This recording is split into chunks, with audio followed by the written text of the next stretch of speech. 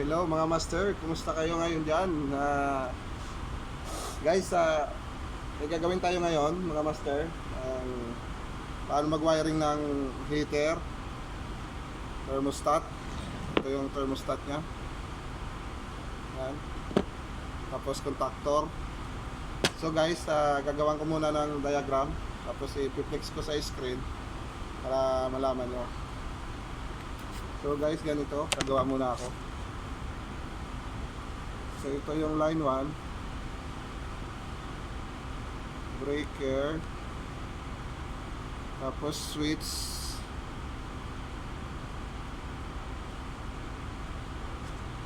and then thermostat,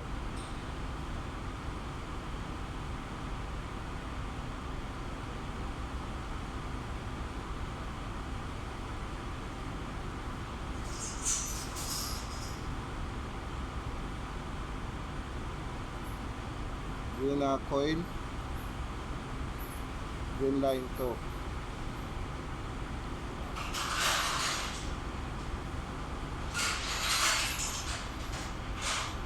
Thermostat.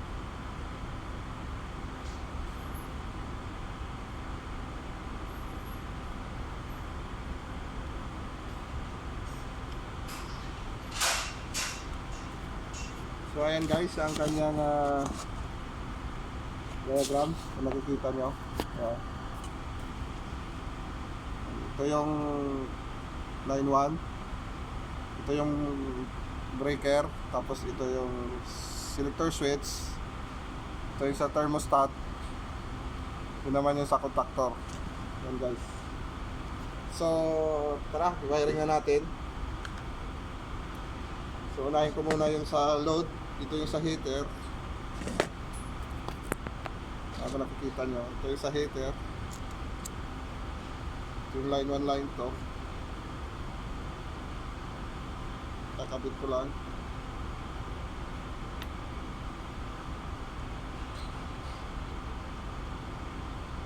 Yan.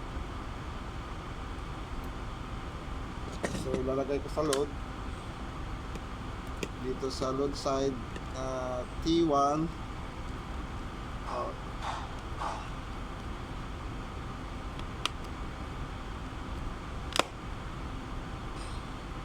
tapos pangalawang heater dito sa pangatlong terminal, T3.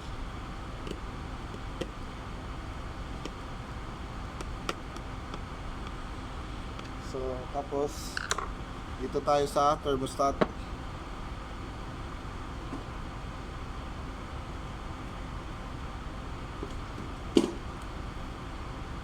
So ito yung sa thermostat. Yan, kahit saan dyan.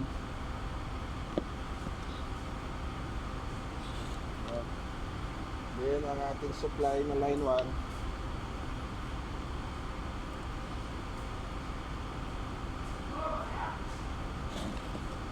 Yan, ito yung thermostat.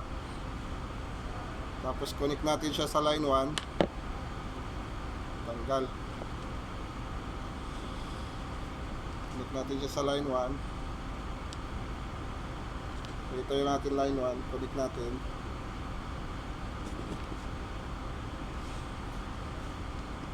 Dito sa line 1 terminal.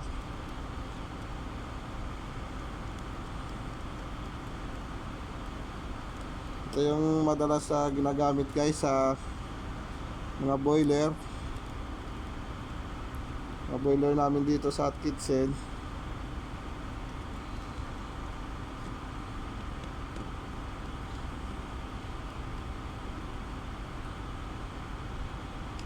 So next ang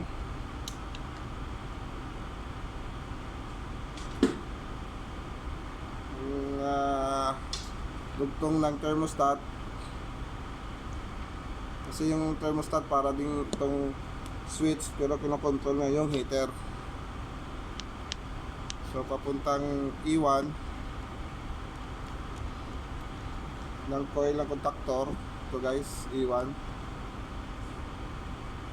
na nakikita nyo. Ito yung E1, ito yung E2. So ano na natin,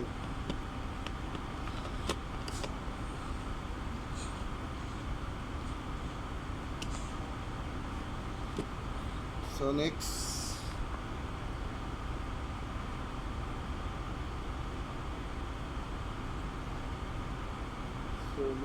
line 2. So ang ating kuan.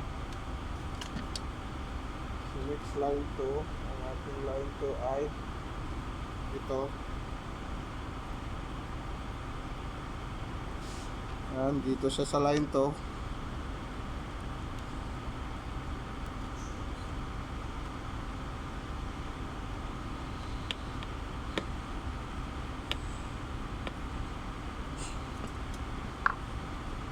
So, then diretso tayo sa A2. Yan guys, ang kanyang A2. Nakikita nyo.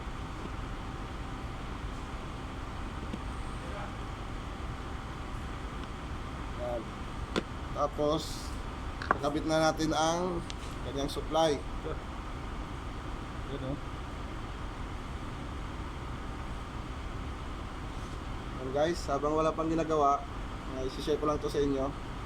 Yung mga baguhan dyan, laking tulong to sa inyo. Sa mga datihan ng mga electrician, yung mga expert electrician, shout out na lang sa inyo lahat yan mga master.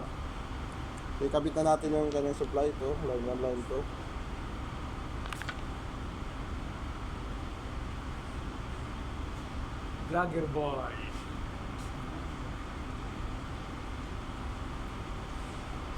Yan. So ito yung kanyang thermostat. Yan, kanyang thermostat. Yan. So i-off ko muna.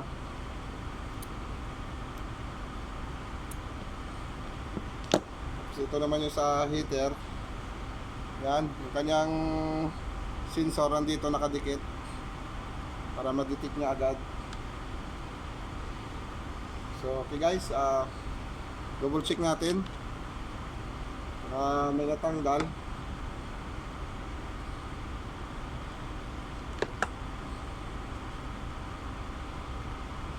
So ayan, double check line 1. Pumunta sa thermostat. Yung tagos ng thermostat pumunta sa E1 ng coil. Tapos lalagyan lang natin ng supply ng line 2 yung coil. So ayan guys. Ayan kung nakikita nyo.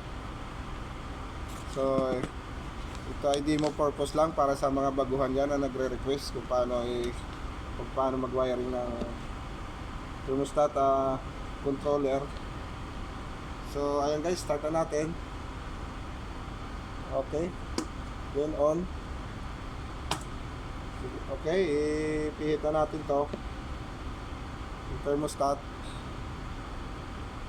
Yan. Yun, nag-on yung contactor. Yan, naka-engage siya.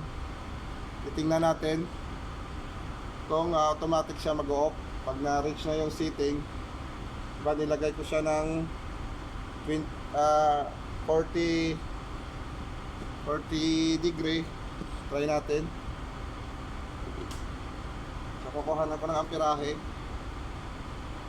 Yan.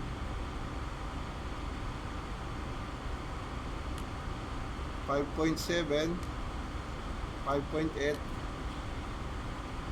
So, hintayin natin na automatic off.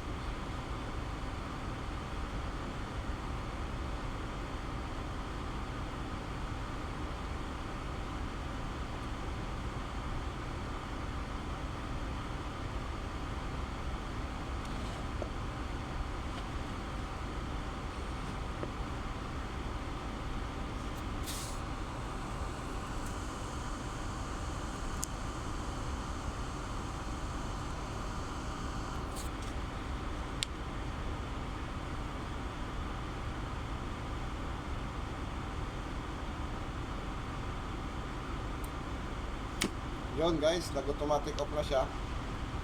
Ano? Naka-de-energize na siya. So, taasan pa natin yung temperature kung gagana ulit. So, ayan, pipihitin ko ulit. Ayan. Yun, nag-on pa siya. So ayan guys, nag-on siya ulit. Ayan.